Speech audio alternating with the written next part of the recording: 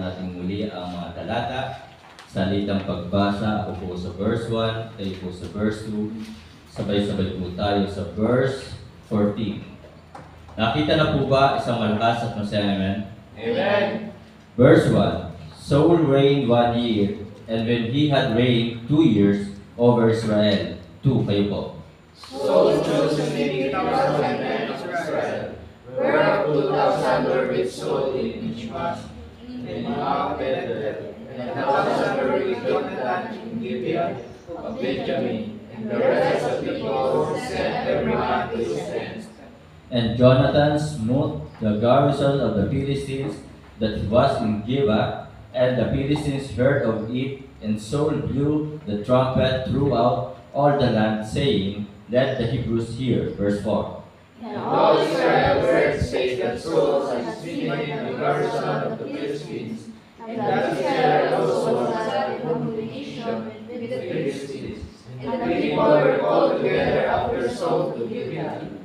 And the Philistines gathered themselves together to fight with Israel, 30,000 chariots and 6,000 horsemen, and people as the sand which is on the sea shore in multitude, and they came up and pitched in Michmash.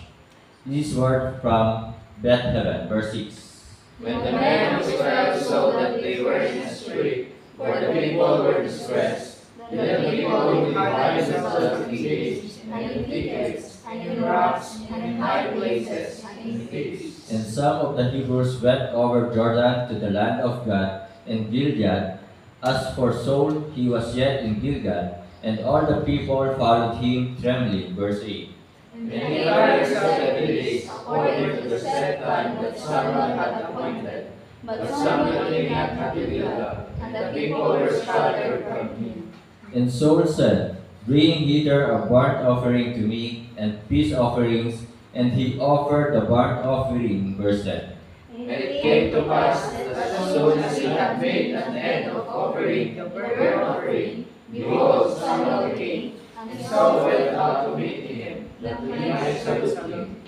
And Samuel said, What hast thou done? And Saul said, Because I saw that the people were scattered from me, and that thou camest not within the days appointed, and that the Philistines gathered themselves together at Michmash. Verse 12. Therefore said I, the Philistines will come down now upon me to Gilead, and I have not made supplication unto the Lord. I forced myself therefore, and offered the burnt offering. And Samuel said to Saul, Thou hast done foolishly. Thou hast not kept the commandment of the Lord thy God, which he commanded thee. For now would the Lord he establish thy kingdom upon Israel forever. Verse 14 altogether ready read. But now thy kingdom shall not continue. The Lord hath sought him a man after his own heart, and the Lord hath commanded him to be captain over his people, because thou hast not kept that which the Lord commanded thee. Purihin po ang Diyos sa pagkabasa ng kanyang banal na salita. Tayo pong lahat ay umuko, pumiti, tayo po ay manalangin. Ama naming Diyos sa langit, Diyos naming banal at makapangyarihan sa lahat. Kami po ay sama-sama na lumalapit ngayong gabi sa iyong pong mapagpiyayang trono. Umaasa po at nananampalataya, patuloy mo pong titinggin ang aming pong mga panalangin. Salamat po aming Diyos sa mga panalangin namin na inyo pong sinagot at ipinagkaloob. Salamat po aming Ama na kami na iyong mga anak, kailanman po ay hindi mo po kami iniwan, hindi mo po kami binabayaan. Salamat po aming Ama sa mga kapatiran po namin na inyo pong pinagaling sa kanila pong mga karamdaman. Salamat po sa pribilehyo na magamit sa inyo pong gawain, makapaglingkod po sa inyo. Ngayong gabi, kami po ay lumalapit sa inyo pong mapagbiyayang trono. Inaangkin po namin ang inyo pong kapatawaran sa aming pong mga pagkukulang, mga kasalanan na nagagawa laban sa iyo. Salamat, ikaw po ang aming Diyos mula noon, Diyos ni Abraham, Diyos ni Moses, Diyos ni Jacob, Diyos ni Noah, na mula noon at ngayon at bukas ay hindi po nagbabago. Ngayong gabi ay aming po inilalapit sa iyo. Iligtas mo po ang bansang ito sa papalapit na bagyo. Nawa po, Panginoon, sawayin mo po ang bagyong ito. Huwag makapaminsala, kawaan mo po kahabagan ang mga nasalanta na po ng bagyo. Salamat po, aming Panginoon. Muli, aking dalangin, itago mo po ako sa inyong pong likuran. Wala akong ibang hinihiling, kundi pangalan mo ang may taas, ikaw ang sumalwalhati at mapapurihan at maparangalan. Banal na Espiritu, puspusin mo po kami, pagkalooban mo po kami ng knowledge, wisdom, understanding sa inyong pong banal na salita. Dalangin ko po na ang bawat salitang lalabas sa aking bibig ay magmumula po sa inyo. Ibinabalik ko po sa iyo, Ama, lahat ng papuri at pasasalamat. Ito po yung aming dalangin sa pangalan po ng aming Panginoon Jesus. Amen. Magandang gabi po mga kapatid, mga minamahal. So, ako po ay nagpupurit ng papasalamat na nung Monday po ako po ay nakapag-share po dito sa cellphone, sa shop ng mga cellphone. Opo, dito po sa bayan ng Mataas na Kahoy. At biyaya po ng Panginoon, yung tatlong empleyado po doon ay tumanggap sa ating pong Panginoon Jesus bilang kanilang Panginoon at tagapagligtas. At ako po ay nagpapasalamat din po sa Panginoon na simula po noong Wednesday ay kami po ay nagamit upang makapagpahayag po ng kaligtasan ng banal na salita ng Diyos sa San Sebastian Elementary School at dito rin po sa Kalingatan Elementary School. At kanina naman po ay kami ay nandito sa Senior High, Bayogbor. And then kanina din po ay sa Mataas na Kahoy National High School. So praying po na talagang ang mga teacher po doon, mga estudyante po doon ay ma-follow up at talagang sila po ay kilusin ng banal na Espiritu na sila po ay magkaroon ng tunay na pagbabago o yung tinatawag na transformations. So ito po ay programa ng gobyerno na tinatawag na Moral Recovery Program. So mga kapatid, mga minamahal, ako po ay nagpapasalamat pa rin po sa Panginoon sa provision. Yan nga po kanina, salamat sa fellowship. At kanina po ay nagkaroon po ng provision para mapalitan na yung gulong ng aking motor. So, salamat sa buhay po ni Brother Marlon na ako ibinigyan nga po kanina at plano po na this coming Monday ay mapapalitan na ng gulong. Kasi yung talagang gulong sa unahan ay talagang medyo delikado na. So, salamat po na ginamit po si Brother Marlon. So, mga kapatid, mga minamahal, ngayong gabi po, tinan po natin ang mga talata sa verse 14. But now thy kingdom shall not continue. Sinabi po ng mga talata dito na sa salita ng Diyos at sinasabi ng Panginoon at ginamit nga po si Prophet Samuel para sabihin kay King Saul na ang kanyang paghahari ay hindi na magpapatuloy pa. So ito po sinasabi ng talata. But now thy kingdom shall not continue. The Lord hath sought him, a man after his own heart. So ang Panginoon ay nakatagpo na talagang isang tao na papalit kay King Saul, na talagang isang tao na talagang malapit sa puso ng Panginoon.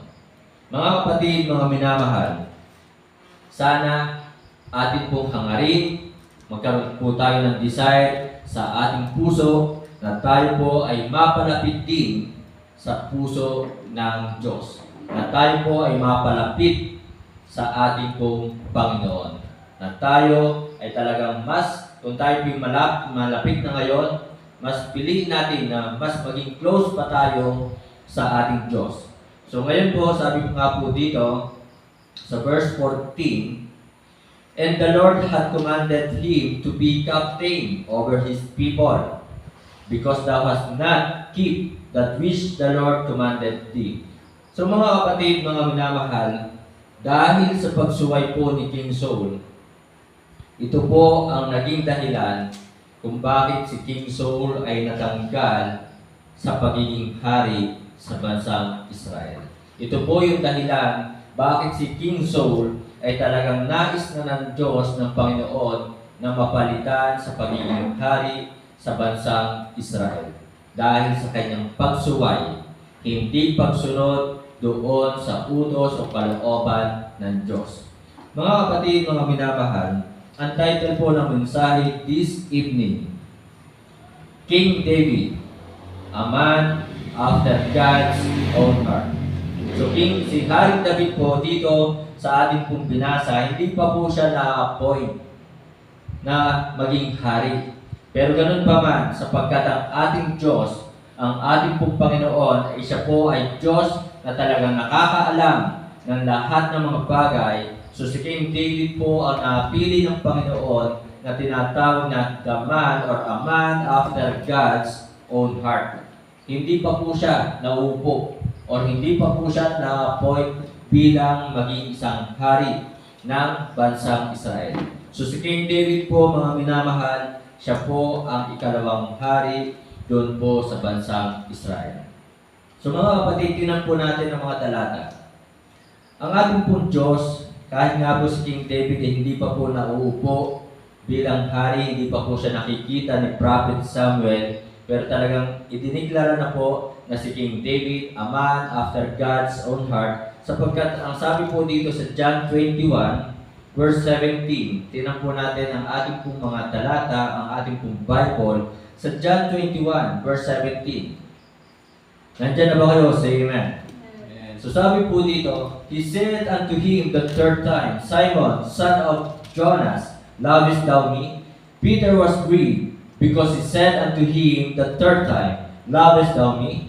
And he said unto him, Lord, thou knowest all things. Ang ating pong Diyos, ang ating pong Panginoon Jesus, talagang alam po niya ang lahat ng mga bagay.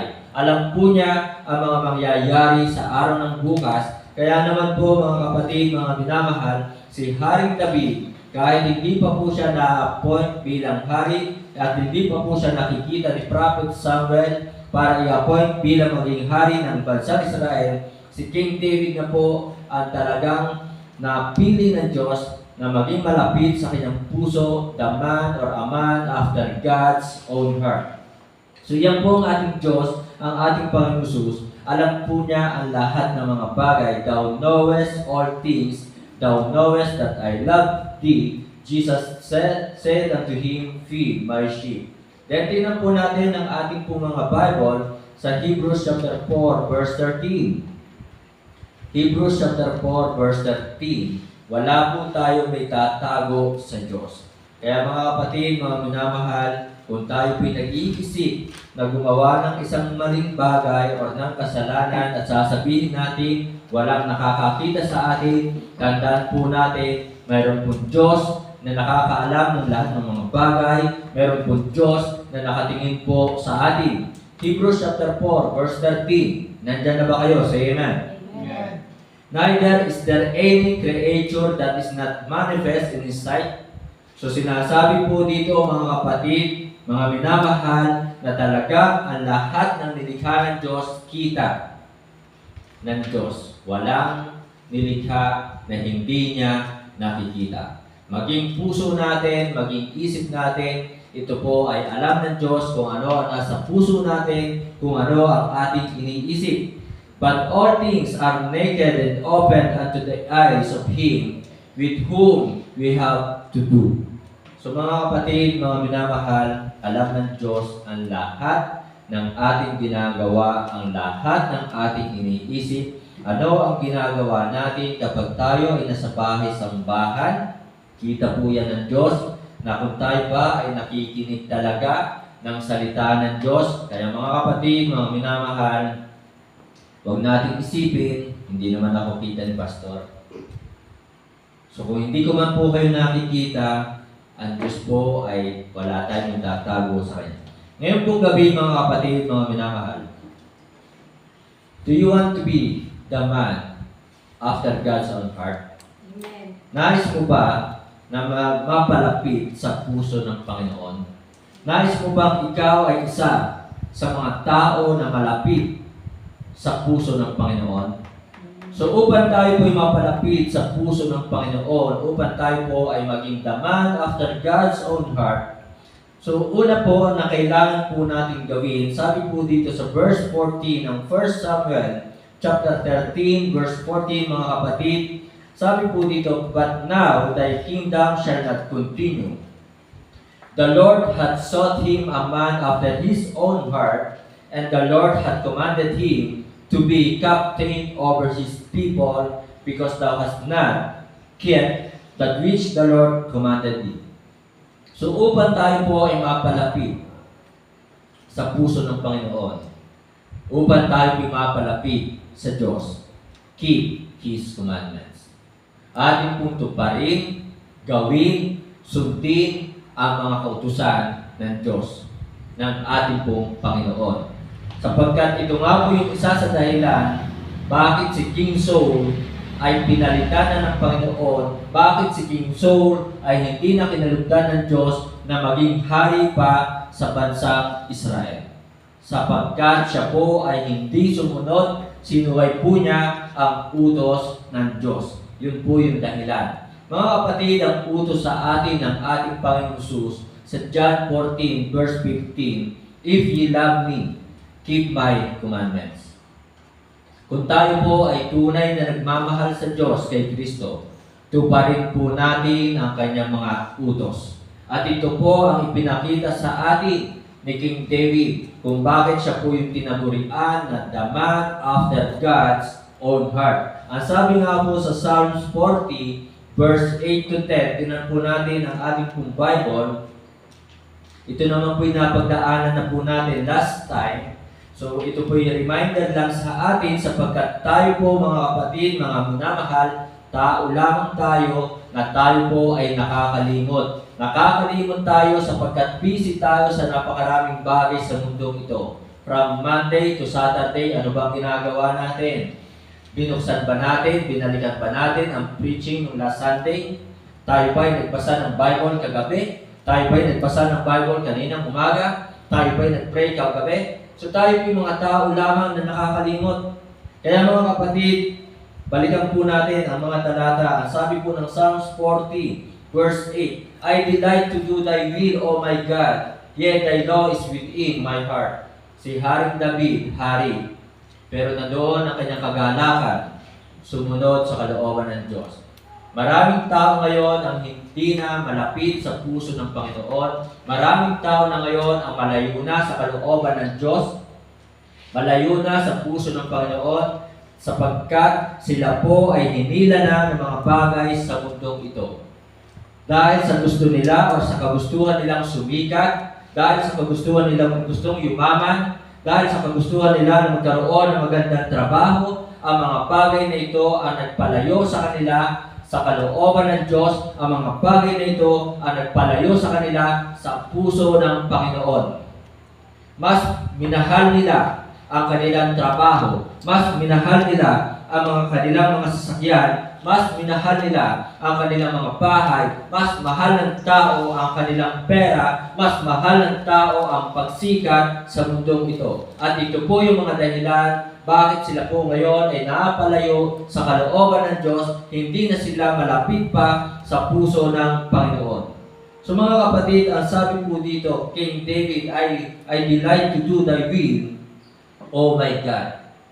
Ako po ay natutuwa doon sa mga Kristiyano na kahit sila po ay mayaman na, kahit sila po ay managers ng isang company, na kahit sila po ay mga doktora, ako po ay natutuwa sa mga Kristiyanong ito na sila po ay mayroong pong oras, panahon para sa gawain ng Panginoon. Sila po ay mayroong oras, panahon para sa prayer meeting. Sila po ay mayroong oras at panahon para sa pagsamba. Sila po ay mayroong oras at panahon para sa soul winning. So ako po ay natutuwa doon sa mga Kristiyano na kahit sila po ay busy, kahit sila po ay manager or sila yung nagmamay-ari ng isang company, sila po ay talagang meron po sila mga empleyado, sila po ay talagang mga doktora, sila po ay mga nurse, sila po ay mga professional, pero meron pa rin po silang oras, panahon sa gawain ng Diyos. Kaya nga po tinan niyo ba, verse 9, I have preached righteousness in the great congregations, lo, I have not refrained my lips, O Lord, thou knowest. Si Haring David, bukod sa pagiging hari, ay talagang siya po ay nangaral ng salita ng Diyos. Hindi po niya pinigilan ang kanyang labi. Ang kanyang pagiging hari ay hindi naging hadlang upang hindi niya ipahayag ang salita ng Diyos. Kaya sabi nga po dito sa verse 10, I have not hid thy righteousness, hindi ko itinago ang iyong katuwiran within my heart, sa aking puso. I have declared thy faithfulness and thy salvations. I have not concealed thy loving kindness and thy truth from the great congregation. Maraming tao ngayon, maraming Kristiyano ngayon, Pastor, busy na ako sa pag-aaral. Kaya hindi na ako makakasama, Pastor, pa sa soul winning. Bakit? Sa school ba? Hindi ka ba pwede mag-preach? Hindi ka ba pwede magbahagi ng kaligtasan sa inyong mga school? Hindi mo ba pwede bahaginan ng iyong kaklase, ang iyong kaibigan, ng salita ng Diyos? Hindi mo ba pwede ipahayag sa kanila ang kabutihan, katapatan ng Diyos? Sa Facebook, pwede kang magpahayag ng salita ng Diyos. Sa Facebook ay pwede mo ipahayag na talagang tapat ang Diyos, mabuti ang Diyos. So mga kapatid, mga minamahal, wala po tayong may dadahilan sa Diyos. Kaya lamang ang problema, yung puso po natin. Kaya lamang ang problema, yung mga bagay sa mundong ito. Doon natin inilalaan, doon natin inuubos ang ating oras sa mga bagay sa mundong ito. Mga kapatid, mga minamahal, si King David, siya po, kahit hari, ay hindi po naging hadlang sa kanya para hindi sumunod sa kalooban ng Diyos. Kaya I pray, kung ano man po ang ginagawa dyan sa inyong mga upuan, kung maaari, pakitigil po. Ano po? At tayo po'y nandito sa prayer meeting. Makinig po tayo ng salita ng Diyos. Kaya kung maaari po, kung ano man po yung pinagkakabalahan dyan, pakitigil po at pakibitawan. Sana po kayo po ay mag-take down notes. Yun lamang po ang aking pong hiling. I said, kita po tayo ng Diyos. Kita po tayo ng Panginoon. Ang sabi po ng Matthew, tingnan nga po natin kung hindi po nagkakamali sa chapter 18, verse 20. Matthew chapter 18, kung hindi po nagkakamali, tayo po ay nandito sa bahay-sambahan, meron pong oras para sa paglalaro. Meron pong oras para sa ibang bagay. So ito po ay oras para makinig ng salita ng Diyos. For where 2 or 3 are gathered together in my name, there am I in the midst of them. Kaya mga minamahal, mga kapatid, tayo po ay more than 3. Tayo pinandito para sa pangalan ng Panginoon, para sa kanyang salita. Ibig sabihin, nandito po ngayon sa kalagitnaan natin ang ating Panginoong Jesus. Kaya ang aking prayer, ako po'y nakikiusap, tayo po'y seryoso na makinig ng salita ng Diyos. So mga kapatid, mga minamahal, King David po, balikan po natin ang Psalms. Ano po yung makikita natin? So si King David, ito po yung alam na ng Diyos sa kanya, na talaga siya po ay talagang gagawa. He will work in the ministry of God, na talagang siya po ay nangaral, at nakita na po ito ng Diyos kahit hindi pa po siya hari, hindi pa siya na-appoint ni Prophet Samuel, alam na ng Diyos na talagang si King David ay talagang sasamba sa kanya. Alam na ito ng Diyos na si King David ay mayroong kagalakang sumamba. So King David worshiped God, King David worked in the ministry of God, and King David walked with God. Kaya talagang si King David po, mga minamahal, siya po ang tinagurian sa Bible, the man after God's own heart. Ito po yung ginawa, ipinakita ni Haring David sa atin. Na kaya nga po lagi sinasabi dito sa Psalms 122 verse 1, I was glad when they said unto me, let us go into the house of the Lord. Psalms 27 verse 4, one thing have I desired of the Lord, that will I seek after, that I may dwell in the house of the Lord all the days of my life, to behold the beauty of the Lord, and to inquire in His temple. So yun po ang pinakita sa atin ni Haring David, hindi po naging hadlang sa kanya ang kanyang trabaho, ang kanyang pagiging hari. So kung bakit siya po talagang the man after God's own heart. Kaya kung nais mo na ikaw ay mapalapit sa puso ng Panginoon, mapalapit sa Diyos, huwag mong pabayaan ang pagsamba. At kahit ikaw ay may trabaho na, kahit ikaw ay pumapasok sa school, sana'y gampanan mo pa rin ang ministry. Sana'y huwag nating pabayaan ang ministry. At muli ating pong basahin ang ating pong Bible sa 1 Kings chapter 3, verse 14. 1 Kings chapter 3, ito po yung nabasa na natin last time, pero balikan lang po natin sapagkat tayo po yung mga taong nakakalimot. Hindi dahil sa tayo tumatanda na, kundi dahil tayo po ay nagiging abala sa napakaraming bagay sa mundong ito. Inaagaw ng mga bagay sa mundong ito ang ating atensyon upang hindi tayo magkaroon ng panahon para sa salita ng Diyos. Kaya sana makita natin ang ginagawa ng dyablo. Tayo po ay ginagambala ng dyablo para hindi tayo makapag-focus sa pakikinig ng salita ng Diyos. So 1 Kings chapter 3, verse 14, nandiyan na ba kayo? Say amen? Amen. And if thou wilt walk in my ways to keep my statutes and my commandments, as thy father David did walk, then I will lengthen thy days.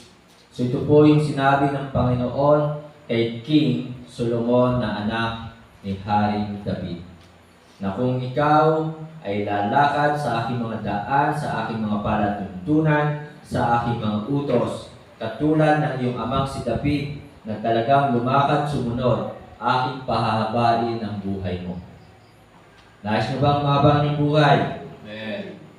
So tayo po ay patuloy na sumunod sa kalooban ng Diyos, sa mga utos ng Diyos.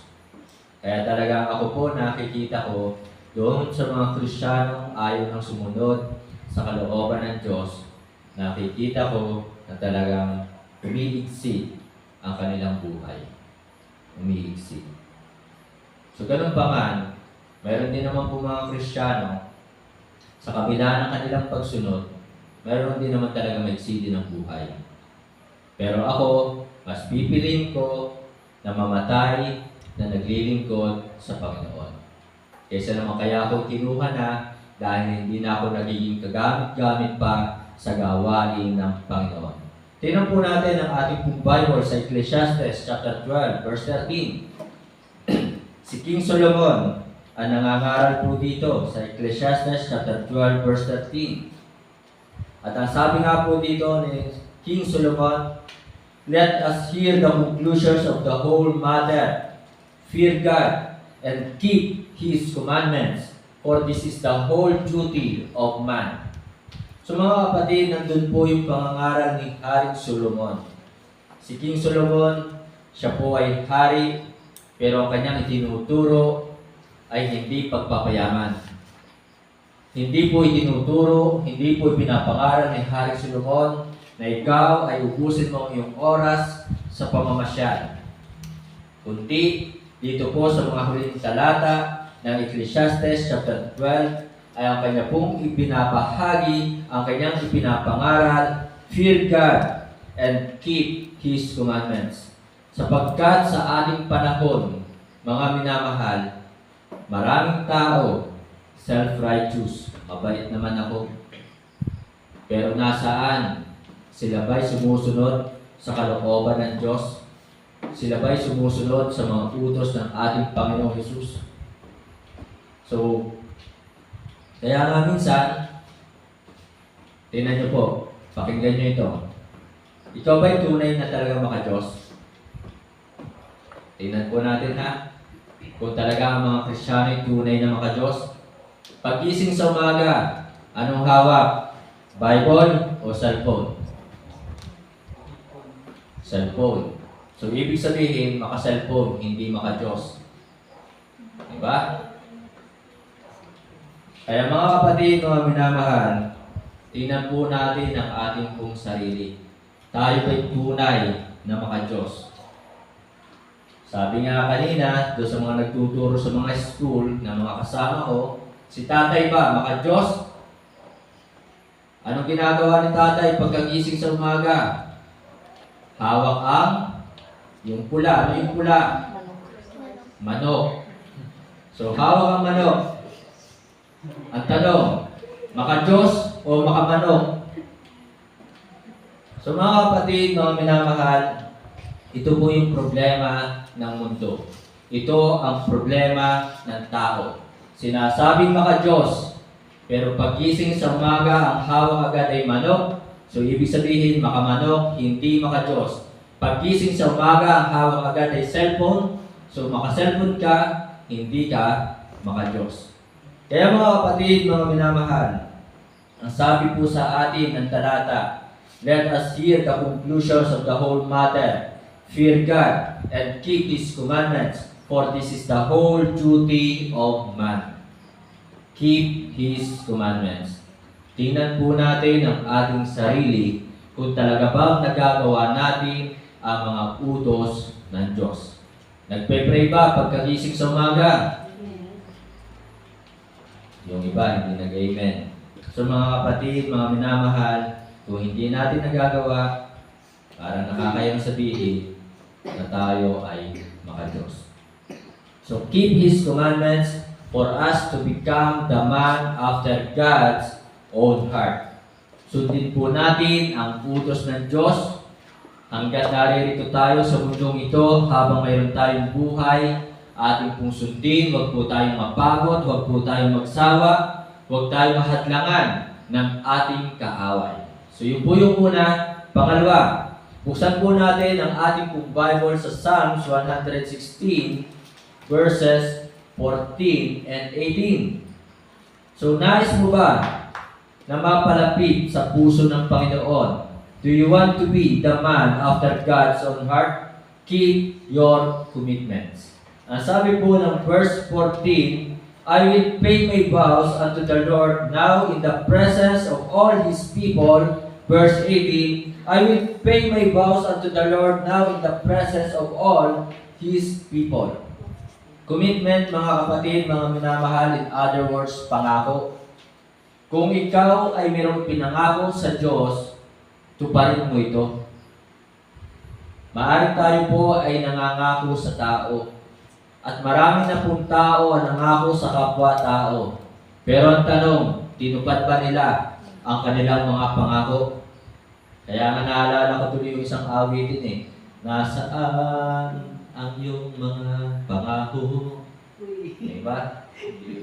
Maghihintay na lamang ba ang pusong nangangamba sa iyong mga pangako?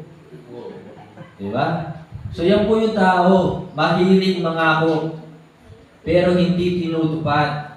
Ang ating Diyos, mga kapatid, mga minamahal, faithful, tapat sa kanyang salita. Kapag sinabi niya, kanyang tinutupad. Ang ating Diyos, ang ating Panginoon Jesus, faithful, tapat sa kanyang mga pangako. Kaya mga kapatid, mga minamahal, kung mayroon po tayong pinangako para sa Diyos, sa Panginoon, sa kanyang gawain, tuparin po natin.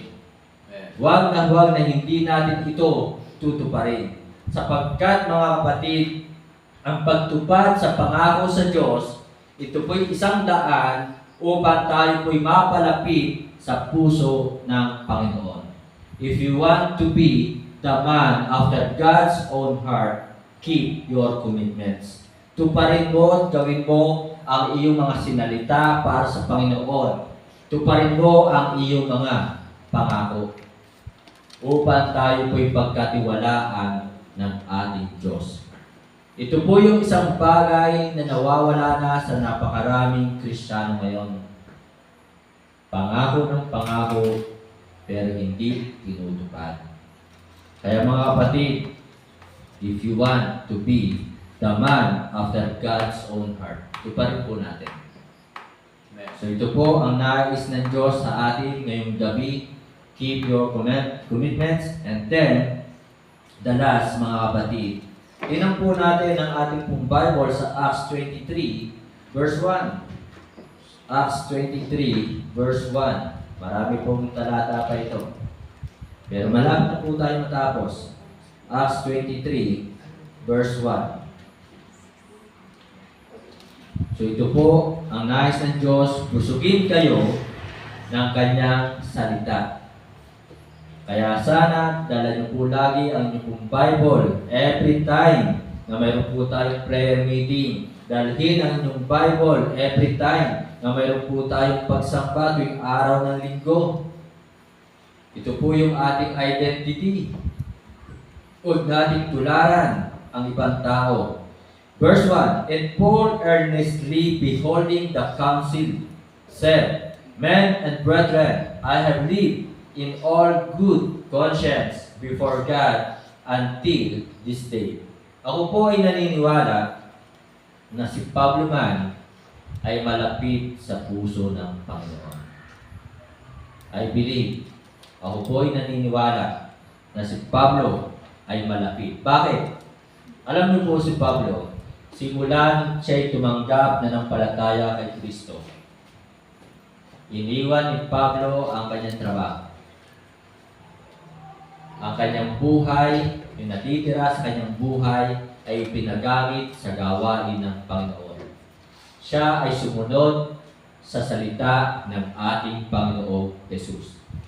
Nung nagtanong siya sa ating Panginoong Jesus, sinabi niya, Lord, what will thou have me to do? Seryoso ang kanyang pagtatanong na kung ano man ang sabihin sa kanya ng Panginoon, ito'y kanya susundin. At ito nga po ay sinunod ni Pablo hanggang sa kamatayan. Hanggang dumating siya sa araw ng kanyang kamatayan. Kaya ako po ay naniniwala na si Pablo man ay malapit din po sa puso ng Panginoon. So mga kapatid, mga minamahal, ang pangatlo, keep your conscience clean. Panatilihin po natin malinis ang ating budhi, malinis ang ating puso, upang tayo po ay mapalapit sa puso ng Panginoon. So, sana talagang wala po tayong tinatago ditong anumang kasamaan sa puso natin. Sana talagang malinis po ang ating pong puso. 1 Samuel 16 verse 7. 1 Samuel 16 verse 7. Ang Panginoon po natin na ating Diyos ay siya po ay dito tumitingin sa ating pong puso. Kaya sana panatilihin po natin malinis ang ating puso. Sabi po dito mga kapatid, mga minamahal, sa 1 Samuel chapter 16 verse 7, But the Lord said unto Samuel, Look not on his countenance. Huwag mong tingnan ang kanyang panglabas na anyo, or nor the height of his stature. Huwag mong tingnan ang kanyang tangkad, because I have refused him. For the Lord seeth not as man seeth, for man looketh on the outward appearance, but the Lord looketh on the heart. Kaya mga kapatid, kung nais mong mapalapit sa Panginoon, sa puso ng Panginoon, panatilihing malinis ang iyong buti, ang iyong puso. Keep your conscience clean. Ingatan po natin na maging malinis ang ating buong puso, sapagkat ito ang tinitingnan ng ating Diyos. Maaaring masipag ka mag-pray, maaaring masipag kang umattend ng prayer meeting, masipag kang magbasa ng Bible, masipag kang mag-akay ng kaluluwa, pero tandaan, ang Diyos ay dito nakatingin sa ating puso, hindi dito sa mga ginagawa natin. Kaya mga kapatid, keep your conscience clean if you want to be the man after God's own heart. Tingnan po natin ang ating pong Bible sa Psalms 139. Ito po yung sinabi po ni Haring David. Psalms 139 verse 23 and 24. Psalms 129. Alam po kayo po gutom na. Kunting tiis na lang po. 139 verse 23 and 24. Nandiyan na ba kayo? Say amen. Amen. Verse 23, Search me, O God, suriin mo ako, O Diyos, and know my heart. Alamin mo ang aking puso. Try me, subukin mo ako, and know my thoughts. Alamin mo ang aking isip. Verse 24, And see, tingnan mo, if there be any wicked way in me, kung mayroon bang anumang kasamaan sa akin, and lead me in the way everlasting. Kaya mga kapatid, mga minamahal, sikapin po natin maging malinis ang ating puso. Alam ito ng Diyos, kita ito ng Diyos, kung ano ang nasa puso't isipan po natin. Sapagkat ang Panginoon ay dito nga po tumitingin. Then, last na po, 1 Chronicles chapter 29. Basahin po natin ang verse 3, 9, 10, 11, 17, 19. Mahaba po ito, dito na po tayo matatapos. 1 Chronicles chapter 29. 1 Chronicles chapter 29, verse 3. Nandiyan na ba kayo? Say amen? Amen. Moreover, because I have set my affections to the house of my God. So si King David po, mga kapatid, mga minamahal, ang kanyang pag-ibig, ang kanyang minamahal ay yung bahay ng Panginoon, hindi mga material na bagay sa mundong ito. So ang ibig sabihin po, ang mahal ni King David ay yung gawain ng Diyos. Kaya sana mga kapatid, mga minamahal, ang ating higit na mahalin ay ang ating Diyos ang gawain ni Kristo. Sabi po dito, I have set my affections to the house of my God, I have of mine own. So yun po yung nasa puso po ni King David. Sana'y ganun din ang ating puso. Mahal natin ang ministry, mahal natin ang gawain ni Kristo. Hindi yung mga material na bagay sa mundong ito. Kaya nga sabi, love not the world, neither the things that are in the world. If any man love the world, the love of the Father is not in him. Kaya hindi tayo po mapapalapit sa Panginoon, sa puso ng Panginoon, kung ang ating iniibig ay mga bagay sa mundong ito. Kaya nga maraming tao napalayo na sa Diyos. Bakit? Mas inibig nila ang kanilang sasakyan, mas inibig nila ang kanilang tahanan, mas inibig nila ang kanilang pagsikat, ang kanilang pagyaman. Kaya talagang sila po ay hindi po malapit sa puso ng Panginoon. Tuloy po natin. Sabi pa po dito, I have of mine own proper good of gold and silver which I have given to the house of my God. So si Haring David po ay talagang nag-offer ng mga ginto, silver, para sa bahay ng Panginoon. Kaya sana mga kapatid, mga minamahal, huwag sana maging mahirap sa atin ang pagbibigay. Over and above all that I have prepared for the holy house. And then verse 9. Tinan po ninyo ang inyong pong Bible. Then the people rejoice for that they offered willingly. Ang mga tao po doon sa bansang Israel, sila po ay masaya na nag-o-offer at talagang bukal sa kanilang kalooban. Because with perfect heart. So yun po yung problema eh. Bakit ang maraming Kristiyano talaga nahihirapang magbigay, nahihirapang magsakripisyo, sapagkat ang problema yung kanilang puso. Yun po yun. Kaya sana tayo po mga kapatid, mga minamahal, if you want to be the man after God's own heart, keep your conscience clean. Hangarin mo na magkaroon ka ng isang matuwid, malinis na puso. Tuloy po natin. They offered willingly to the Lord, and David the king also rejoiced with great joy. Verse 10. Wherefore David blessed the Lord before all the congregations, and David said, Blessed be thou, Lord God of Israel, our Father, forever and ever. Verse 11. Thine, O Lord, is the greatness and the power and the glory and the victory and the majesty, for all that is in the heaven and in the earth is thine. Thine is the kingdom, O Lord, and thou art exalted as head above all. Verse 17 and 19, last two verse po. 17. I know also, my God, that thou triest the heart. So talagang sinusubok po ng Diyos ang ating puso. And has pleasure in uprightness. As for me, in the uprightness of mine heart, I have willingly offered all these things. Kaya mga kapatid, sana sa ating pagsamba, sana sa ating pag-attend ng prayer meeting, sana sa ating pakikinig ng salita ng Diyos, at sa lahat ng ating ginagawa ay sana talagang galing sa ating puso. And then sabi po dito, and now have I seen with joy thy people which are present here to offer willingly unto thee. Verse 19, last verse mga kapatid. And give unto Solomon. Ito yung prayer ni Haring David para sa kanyang anak. Ibigay mo sa aking anak na si Solomon a perfect heart.